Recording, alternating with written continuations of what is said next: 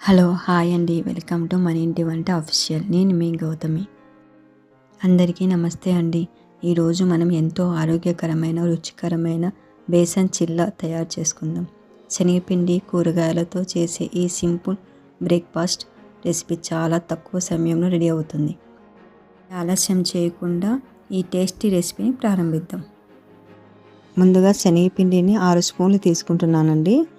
ఇక్కడ నేను శనగల్ని వేయించి పొడి చేసుకునే పిండిని యూజ్ చేస్తున్నానండి. ఇందులో ఫస్ట్ కొన్ని వాటర్ పోసుకుందాం. ఇక్కడ మీకు తగినన్ని పోసుకోండి. దోశ లూజ్ కాకూడదు, అలా అని దగ్గరికి అవ్వకూడదు. దోశ వచ్చే విధంగా వేసుకోండి. వాటర్ ఒకటేసారి వేయకండి. మనకి ఎంత కావాలో అన్ని వాటర్ మాత్రమే పోసుకొని కలుపుకోవాలి.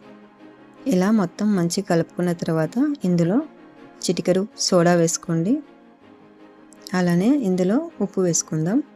ఉప్పు ఇక్కడ నేను 1/2 స్పూన్ వేసుకుంటున్నాను. తర్వాత మొత్తం ఒకసారి కలిపేసుకోండి. ఇలా కలుపుకున్న తర్వాత ఒక చిన్న ఆనియన్ని సన్నగా కట్ చేసుకొని ఇందులో వేసుకోండి.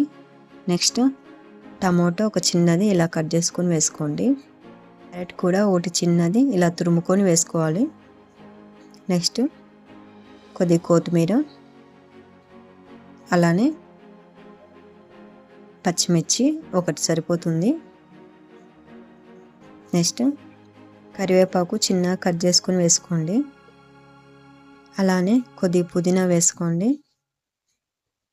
ఇలా అన్నీ వేసుకున్న తర్వాత మొత్తం కలిపేసుకోవాలి. మొత్తం ఒకసారి కూరగాయల ముక్కలన్నీ కలిసిపోయే విధంగా కలుపుకోవాలి. ఇలా కలుపుకొని పక్కన పెట్టేసుకోండి. చూసారు కదా, ఇలా మంచిగా మిక్స్ అయ్యింది. కాసేపు పక్కన పెట్టేసుకొని స్టవ్ మీద పెనం పెట్టేసుకొని వేడయ్యాక ఇలా దోశ వేసేసుకోండి. 2-3 స్పూన్లు వేసిన తర్వాత దాన్ని స్ప్రెడ్ చేయాలి. అంతేగాని దోశలాగా రౌండ్గా తిప్పకూడదు. అలా తిప్పితే దోశ రాదండి. ఇలానే చేయాలి. ఇలా మొత్తం స్ప్రెడ్ చేయాలి. ఇక్కడ స్టవ్ అనేది మీడియం ఫ్లేమ్లో పెట్టుకోండి. హై ఫ్లేమ్లో పెడితే దోశ అనేది మాడిపోతుంది, సరిగా కాలదు. ఇక్కడ దోశ మీద కొద్దిగా ఆయిల్ వేసుకోండి. ఆయిల్ వేసిన తర్వాత దీని మీద ఒక ప్లేట్ పెట్టేద్దాం. కాసేపు ఇలా క్లోజ్ చేస్తే దోశ అనేది మంచిగా కుక్ అవుతుంది. 1 మినిట్ తర్వాత ఓపెన్ చేశాను. చూడండి, దోశ అనేది మంచిగా కుక్ అయింది. ఇప్పుడు దీన్ని తిరిగేసుకుందాం. మెల్లగా తిరిగేసుకోండి. చూసారు కదా, ఇలా ఎర్రగవ్వాలి. అటువైపు కానీ ఒక 1 మినిట్ అలానే ఉంచేయండి. అంతలోపు మీకు ఈ దోశ ఎలా వచ్చిందో కింద కామెంట్ చేయండి. ఇప్పుడు ఓపెన్ చేసి దోశని తిరిగేసుకుంటున్నాను.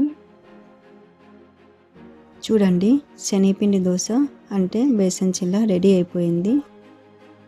మీకు కానీ ఈ వీడియో నచ్చినట్టయితే లైక్ చేయండి, షేర్ చేయండి, సబ్స్క్రైబ్ చేయండి. Until then, bye bye.